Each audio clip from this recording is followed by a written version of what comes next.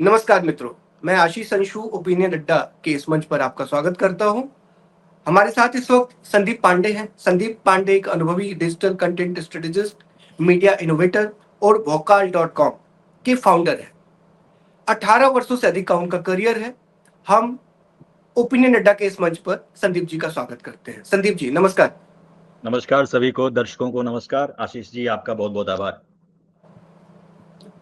संदीप जी, आज हम यहाँ पर बिहार में इस वक्त, आज आप पटना में हैं इस वक्त, और पटना में बंद का आह्वान हुआ है और यहाँ बिहार से अलग अलग तरह की खबरें आ रही हैं। मैं विनोद जी हैं गोपालगंज में। हाँ, गोपालगंज से उन्होंने बताया कि बिहार के आम लोगों को आज गुंडा गठबंधन का बिहार बंद है। वो आज जो ये बंद हुआ है बिहार में, उसको वो गुंडा गठबंधन का बंद बता रहे हैं। वो लिखते हैं कि अपने दुकान सामान और अपनी खुद की रक्षा करें। सुबह से तांडव शुरू है। गोपालगंज के डुमरिया घाट के पास ट्रकों को रोककर उनका शीशा फोड़ा जा रहा है। ड्राइवरों को तेल पिलाए लाठी से पीटा जा रहा है। संयोग से अभी तक कोई एम्बुलेंस नहीं गुजरा है, अन्यथा भगवान ही मालिक होता। पुलिस बल के आने के बाद बीच सड़क पर आतताई बैठे हैं। वैसे शहरों में दुकानें खुली हैं। ये हाल है गोपालगंज का।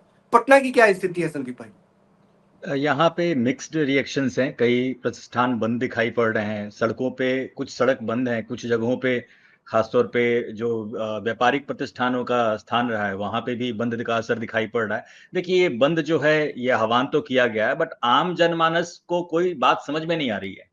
अगर फेक मतदाता को पहचानने की बात है, उसको लिस्ट से निकालना है, तो ये तो अच्छी बात है ना, स्वागत योग्य बात है। इसमें सबका जो है खुशी की बात है, ये होना चाहिए। इसमें बंद करने की आवश्यकता क्या पड़ रही है? तो जो आवश्यक स्पष्ट है ये कि जिसकी रोजी-रोटी, जिसका राजनीतिक करियर और जो उन्हीं फेक मतदाताओं के भरोसे टिका हुआ है, वो उसको चोट पहुँची है और वो चोट से बिलबिला रहे हैं लोग। लेकिन दुःख की बात ये है कि जिस बिरादरी को और जिस संगठन को और जिस गुंडा संगठन को इस बात से आपत्ति है, वो इसी के सहारे अपनी राजनीतिक महत्वाकांक्षाओं की पूर्ति आज तक करता रहा है और सत्ता में बने रहा है। और उन लोगों को आदत है, ये होता है ना, न्यू नॉर्मल हम लोग बोलना शुरू करते हैं। तो ये जी, फेक वोटिंग करवाना, नकली मतदाता पहचान पत्र, गुंडागर्दी, ये सब उनके लिए न्यू नॉर्मल है। ये आपको हमको आश्चर्य का विषय लग सकता है, उनके लिए सामान्य बात है। संदीप भाई, मैं अभी सुरेंद्र बांसल जी हैं चंडीगढ़ में। हाँ, अच्छे लेखक हैं, काफी लिखते पढ़ते रहते हैं, सक्रिय रहते हैं वो जीवन में अपने। उन्होंने लिखा है कि अपने देश में ही संभव है कि देशद्रोही घुसपैठियों के समर्थन में भारत बंद का आयोजन राजनीतिक दल करे। तो क्या आपको भी लगता है कि ये जो भारत बंद का आयोजन है, ये उनके समर्थन में है जो देशद्रोही हैं, घुसपैठी हैं? तो उन्हें भी पता है, जिन्होंने बंद का आह्वान किया है, कि इससे कुछ होने जाने को है नहीं। लेकिन एक क्या है कि हम आपके साथ खड़े हैं, हम आपके हमदर्द हैं या हम आपकी चिंता करते हैं, ये मैसेज उनके बीच में जाए और उनका अपना वोट बैंक जो है, उनसे जो सहानुभूति का एक शेयरिंग बॉन्ड, जिस तरह H2O बनता है तो पानी होता है ना, उस तरह से इनका एक बॉन्ड है ना? तो ये एमओआई बॉन्ड समीकरण बना रहे और सबको पता है कि घुसपैठिए कौन है और फेक पहचान पत्र किनके पास ज़्यादा हैं और बिहार में कैसी परिपाटी बना रखी है इन्होंने। आज जब वो पेस्ट क्लीनिंग हो रही है, सफाई हो रही है, तो जो बड़े कीड़े हैं बिलबिला रहे हैं। ऐसा कुछ इसमें नहीं है कि ये जो है आम लोगों को इससे प्रभावित, लेकिन क्या है कि इनकी गुंडागर्दी ऐसी रही है, सत्ता में रहें या सत्ता से बाहर रहें। इनका जो धौंस है, जो खौफ है, जो बागड़ बुद्धि कहते हैं बिहार में, इसे बागड़ बुद्धि सब जो है ऐसे ही उत्पात करता है। और इनका कोई हमें तो मतलब बिहार में जिस तरह से छवि रही है मुख्यमंत्री की, जिस तरह से, उस तरह से इन कंट्रोल इन्हें नहीं किया सकता। इन्हें योगी जैसा कोई चाहिए जो इनका ट्रीटमेंट उसी दवा से करे जिनसे इनका बुखार उतरता है। संदीप भाई, पटना में आपकी वहाँ के आम लोगों से बात होती होगी, आपके कई मित्र भी होंगे वहाँ बिहार में। तो आज जो ये बंद की घोषणा हुई और ये बंद जारी है बिहार में, इसका कोई जी, राजनीतिक लाभ गठबंधन को मिलेगा क्या? उन्हें लगता है कि मिलेगा। पता नहीं ये कौन से किताब से आजकल ये जो है विपक्ष जो है, हमें बहुत अफ़सोस होता है, देश में लोकतंत्र है, ऐसे में विपक्ष की पार्टियों की जो भूमिका होनी चाहिए थी, सकारात्मक होनी चाहिए थी, और इतने सकारात्मक मुद्दे हैं जिस पे बात की जा सकती है, काम हो सकता है। लेकिन ये सब कुछ छोड़ कर के और ये उत्पात, बेकार की बेहूदगी वाली बातें और अनावश्यक टॉपिक, ये क्या मतलब है? अगर एक अच्छी पहल हो रही है, जहाँ कहीं उसमें लगे कि भाई जो जेन्युइन व्यक्ति है उसका रद्द किया गया, उसका तो आप आगे आइए, उसके लिए प्रोसीजर है, प्रोटोकॉल है, ऐसा करने की जरूरत भी किसी को नहीं पड़ेगी। पर जहाँ एक अच्छा कदम हो रहा है, क्लींजिंग हो रही है, वहां पे आकर के ये प्रदर्शन करेंगे, बंद करेंगे, तो जैसी इनकी जो है प्रजा है, जो ये लोग कर रहे हैं, वैसे ही इनका सिरमौर राजा है। दोनों का कोई पता नहीं किस स्कूल से पढ़े हैं और क्या उनकी बुद्धि है। आज जो ये बंद को मैं देख रहा हूँ, तो ये तो जो बंद होना चाहिए, जो विरोध होना चाहिए, ये जी। पूरी प्रक्रिया तो ईसीआई की है, इलेक्शन कमीशन ने घोषणा की है और वो सारी प्रक्रिया जी। को अंजाम दे रहा है। लेकिन ये बंद से ऐसा लग रहा है कि ये मैसेज ईसीआई की जगह ये कहीं और करना चाह रहे हैं। ऐसा क्या आपको भी लग रहा है क्या वहां पे? यही बात है, यही बात है। इनका अपना जो वोट बैंक है और इनका जो एक कहिए तो 15-20 वर्षों का जो शासनकाल रहा, उस वक़्त में सरकारी योजनाओं का या सरकार की जो भी स्कीम्स आती थीं, जो भी सरकार ने कंस्ट्रक्टिव पहल किए भी होंगे, तो जिस तरह से उनका दोहन हुआ, चाहे आप छात्रवृत्ति योजनाओं को ले लीजिए, जो भी वेलफेयर स्कीम्स रही हों, उनको ले लीजिए, तो फर्जीवाड़ा जो बीच में कमाई, ये सब एक ना कहिए तो डे टू डे इनके बिहेवियर का हिस्सा बन गया है। इस तरह से रच बस गया है इस आबादी के अंदर कि उन्हें ये गलत है ऐसा आभास भी। आप जाते होंगे जेल में, देखते होंगे कोई मिलता है जो रेप कर रखा है या हत्या कर रखी है और वो बड़े ही मासूमियत से कहता है कि इसमें गलत कहाँ कुछ हुआ। तो आपको आश्चर्य होता है कि भाई इतनी गलती के बाद इसको गलत क्यों नहीं फील हो रहा है? क्योंकि उसका उसका जो ब्रेन का वायरिंग हुआ है वैसा हुआ है कि वो समझता ही नहीं कि गलत है। तो इनके जो फॉलोअर्स हैं, जो इनका एक वोट बैंक बना बनाया है, जो तेल पिलाने वाले लोग हैं लाठियों में, इनकी बुद्धि ही है, बैल बुद्धि है। ठीक है, जब गाय का चारा खाएंगे तो बुद्धि बैल की हो जाएगी। तो ये बैल बुद्धि लोग, इन्हें कुछ समझ में नहीं आता और इनका एक ही उद्देश्य होता है, वो है कि इस तरह से उत्पात करके और आशंकित करना, लोगों को डर बैठाना। और उसी इससे सिर्फ और सिर्फ एक चीज हो रही है कि लोगों को फिर से समझ में आ रहा है कि ये जो पार्टी है, अगर ये सत्ता में नहीं है तो इतना जो है उत्पात कर रही है, इसके हाथ में ताकत मिल जाती है तो किस तरह से पूरी की पूरी मशीनरी को कोलैप्स कर देंगे ये लोग। ये बाकी लोगों को सीखने की, संभलने की जरूरत है कि ऐसे पार्टियां जो विपक्ष के नाम पे शर्मनाक जो है मुद्दे अपनाते हैं समाज को बांटने की। मुझे ये लगता है कि आप देश में अगर इनके जो सिरमौर नेता रहे थे, भूरा बाल साफ करो, राष्ट्रीय एकता, अखंडता, भारत अगर एक है, भारत एक देश है, तो परिवार एक इकाई है, समाज उसको जोड़ता है। और उस समाज को, हिंदू समाज को तोड़ने, विखंडित करने वाली भाषा बोलने वाला देशद्रोही है। और अगर कानून या इलेक्शन कमीशन ने इन बातों पर संज्ञान लेकर इन पे इतनी सख्त कार्रवाई नहीं की, उसी का ये फल है कि आज इनकी इनकी जो है इतनी इनके हौसले बढ़ गए हैं, इनका इनका मोरल इतना बढ़ गया है कि ये इस तरह का दुष्प्रचार और दुष्कर्म करने में भी नहीं हिचकिचाते हैं और खुलेआम जो है इस बात के लिए बंद निकाल रहे हैं कि भाई वोटर के मतदाताओं की सूची की सफाई क्यों हो रही है। ये बेवकूफी सड़क है, पर बुखार है, पीलिया की बीमारी है।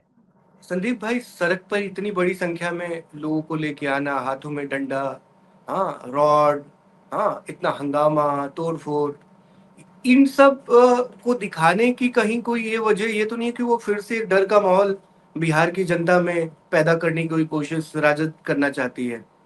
यही है ही। और इसके पीछे समझिए कि ये तो बस एक इन्हें बहाना मिल गया। भोजपुरी में कहावत है कि रोए रोही के रहनी तले आंखियां खोदा गई।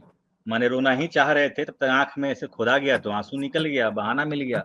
अब इनका पूरा का पूरा जो 3-4 मसले रहे हैं, चाहे वो वक्फ बिल को लेकर बात हो, जिस तरह से बिलबिला रहे थे सब लोग, और फिर दूसरा ये आ गया, तो इन्हें एक बहाना मिल गया है। और वक्फ बिल पे शायद इन्होंने ऑलरेडी गांधी मैदान में बहुत बड़ा इकट्ठा किया था जमावड़ा, जबकि वो भी स्पष्ट सी बात थी, वहां कोई जो देश का जनमत है, संसद से पास हुई चीजें हैं, फिर भी ये अलग से। तो इनके पूरी फैमिली की जो ये पारिवारिक पार्टी चल रही है, इनकी यही एक परिपाटी रही है कि ये जो मुद्दे हैं उनकी समझ को अपने वोट बैंक के फायदे, अपने परिवार के फायदे के अनुसार समझते। तो इनकी यही कसौटी है कि इसमें मेरा क्या फायदा है, मेरे वोट बैंक का क्या फायदा है। अगर ये दो चीजें नहीं मिलती हैं तो उनके लिए ये सब चीजें बेकार है। राष्ट्रहित उनके लिए गोबर के समान है, देश हित गोबर के समान है। और जो इनके पार्टी और परिवार के हित की बात है वो ये फॉलो करते हैं। इनका एक ही स्ट्रैटेजी है, अगला मूव क्या होगा ये भी आप तय कर सकते हैं, इतनी अंधी पार्टी है ये। कनिष्क, एक बात और समझाइए, आपने वक्फ का बहुत अच्छा ध्यान दिलाया। अभी पटना में इतनी बड़ी रैली वक्फ के नाम पे हुई थी, हाँ, और वो उस दिन भी पटना की स्थिति आप ज्यादा अच्छा बताएंगे, उस दिन पटना में क्या स्थिति थी। उसके जी, बाद अभी हाल में ही कुछ कल 2-3 दिन पहले की बात है, जब शहाबुद्दीन जिंदाबाद और तस्लीमुद्दीन जिंदाबाद के नारे युवराज जी, तेजस्वी जी ने लगाए हैं पटना में। और फिर इसी बीच में एक घटना मोतिहारी में होती है, बिहार के मोतिहारी के अंदर, जहाँ एक युवक जो यादव युवक है, उसकी हत्या हो जाती है ताजिया के बीच में। और उसके बाद ना राजद का कोई व्यक्ति उस परिवार से मिलने जाता है, ना राजद की तरफ से कोई बयान आता है उस युवक के पक्ष में। तो क्या अब जो राष्ट्रीय जनता दल है, वो यादवों की पार्टी ना होके मुस्लिमों की पार्टी बनने की किसी योजना में लगी हुई है क्या? ये सेम स्ट्रैटेजी है। देखिए, इनका जो है, जो भी लोग जो दलित चिंतक होने की बात करते हैं या इस तरह से पिछड़े वर्ग के नाम पे मुसलमान या अल्पसंख्यकों के हित की बात करते हैं, इन सब की एक स्ट्रैटेजी है। चाहे वो बिहार में देखने को मिले, महाराष्ट्र में, यूपी में भी जब अखिलेश की सरकार थी, तब भी ऐसी घटनाएँ आती रही हैं, जहाँ पे अगर यादव और मुस्लिम के बीच में कोई भी एक पीड़ित है और पीड़ा देने वाला पक्ष दूसरा है, मुस्लिम ने यादव को मारा, यादव ने मुस्लिम को मारा, तो वहाँ पे एक सम्मानजनक चुप्पी रखना ही इनका धर्म बोलता है। ये उस पे चुप रह जाएँगे, कुछ हुआ ही नहीं, आँख मूंद लो। दलितों पे संदीप अत्याचार भाई, किसी दलित ने किया, यादव मेरा ने किया, आँख मूंद लो। जी। मेरा सवाल ये है कि किस तरह वो यादवों की उपेक्षा करेंगे और मुसलमानों से अतिरिक्त प्रेम दिखाएंगे, तो एम वाई समीकरण का क्या होगा? ये मूल सवाल है मेरा। देखिए, अभी ये एक होता है ना कि अब बाज़ार में आप जा रहे हो, पजामे का नाड़ा खुल जाए, तो अब उस पे क्या जस्टिफ़िकेशन देंगे आप? बात यही है कि इज़्ज़त चली गई। अब यही होता है कि जब कभी-कभी इनका नाड़ा खुल जाता है, ये दोनों में आपस में लड़ लेते हैं, तो इनकी इज़्ज़त चली जाती है। ना उनको खाते बनता है, ना निगलते बनता है, ये करें तो क्या करें ऐसे में? तो बेचारे बहुत ही जो दयनीय स्थिति में होते हैं। और इस पे इन पे तरस ही आता है कि ऐसी ऐसी बुद्धि, ऐसी किताब पढ़ना ही क्यों जिसमें 4 प्रश्न के बाद 5वां प्रश्न का उत्तर ही ना मिलता हो। पूछिए इनसे ही क्यों नहीं गए, तो कोई जवाब नहीं है, कोई सहानुभूति नहीं है। अभी महाभारत का एक प्रसंग है जिसमें कि कृष्ण जब पहुँचते हैं अपने बिहार में, उस वक़्त जो जरासंध थे और उसको स्ट्रैटेजी बताते हैं कि दोनों टाँग को फाड़ करके और ऐसे-ऐसे फेंक देना है, तब ये ज़रा जा करके ये खत्म होगा। आज वो स्थिति बन गई है, समय निर्णायक काल जो कृष्ण का है, उन्होंने इन दोनों 2 पुत्र जो थे हमारे लालू यादव जी के, उनको 2 तरफ फेंक दिया गया है। आज मुझे लगता है कि वो समय है जब देश बिहार के ख़ास तौर के यादव वर्ग जो है, वो तय कर ले कि वो अपने आप को अगर कृष्ण से, भारत से जुड़ा हुआ मानता है, तो वो किसके साथ खड़ा है।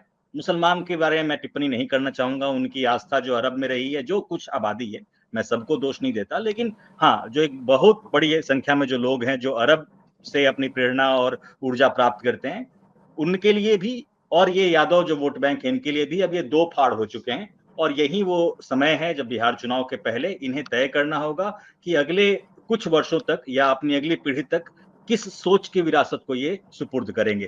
क्या वो उसी पार्टी के पीछे चलते रहेंगे, जिस पार्टी ने आज तक उन्हें सिवाय अपमान के, पिछड़ेपन के और एक एक ऐसी पहचान जहाँ पे आज उनको देख कर के, हर किसी को देख कर के एक शक होता है कि ये जो व्यक्ति है वो राजनीतिक माइंडसेट का व्यक्ति है या ये अरब समर्पित तो नहीं है। इस तरह की जो एक सामाजिक दुराभाव की एक स्थिति पैदा हो रखी है। ऐसे में ये महत्वपूर्ण है कि अब के जो वोट बैंक, अब की जो पीढ़ी है, अब जो वोट करने वाले लोग हैं, वो तय करें कि वो वाक़ई उसी रास्ते पे चलना चाहते हैं, जहाँ उनके भविष्य में उनके बच्चों को आशंकित नज़रों से देखा जाए, समाज को तोड़ने, बाँटने वालों से देखा जाए या वो सुधार करके वापस मुख्य धारा में आना चाहते हैं। जी। धन्यवाद संदीप भाई। और आज की चर्चा में बहुत साफ-साफ आपने बताया विपक्ष की रणनीति किस तरह की है, किस तरह विपक्ष इस वक़्त बिहार के अंदर एक डर का माहौल बनाने में लगा हुआ है, उसको लगता है इसका फ़ायदा उसको मिलेगा। अब अधिक समय नहीं है, 3-4 महीनों में ये परिणाम पूरे बिहार के सामने आ जाएगा, बिहार देख रहा है। और बिहार की जनता, जो पब्लिक है बिहार की, मुझे तो यही लगता है वो बहुत समझदार है और वो इन सब चालाकी और समझदारियों को समझ रही है, कौन सही है, कौन गलत है, इसका फैसला। एक एक बात हाँ, संदीप भाई राजीव आप कुछ कहना देखिए चाह नहीं रहे हैं। जानते एंटी इनकम्बेंसी एक शब्द जो है चलता है वो पहले कि भाई ये बहुत दिनों तक कोई सरकार रहती है लोग शिथिल थक जाते हैं कि भाई ठीक है तुम्हें देख लिया 15 साल अब दूसरे को मौका दो। लेकिन जी, बिहार ऐसी जगह है जहाँ पे दूसरे को मौका देने का जो है सवाल जो है वो खौफ पैदा करता है, डर पैदा करता है। विकल्प है ही नहीं। अगर आप चाहेंगे भी कि इस सरकार के जो भी काम रहे हैं संतुष्ट हो ना हो या अपेक्षा ये रखें कि और होना चाहिए था, लेकिन इन सब के बाद भी अगर आप विपक्ष कोई दूसरा पार्टी अगर सरकार बनाए, दूसरा जो विकल्प है उससे देख के डर लगता है कि अब तक जो हुआ है वो भी खत्म कर देगा। तो ये एक आर्टिकल छपा था कभी, जो विचार मीमांसा पत्रिका हुआ करती थी, शायद उसका ही टाइटल था, बंदर के हाथ में बिहार। जी तो जी ये जो है जी। बंदर के हाथ में बिहार देने से जो है पूरी की पूरी आबादी डरती है, और हम वाकई बिहारी शापित हैं इस चीज के लिए कि हमारे पास एक स्वस्थ और शिक्षित विकल्प नहीं है।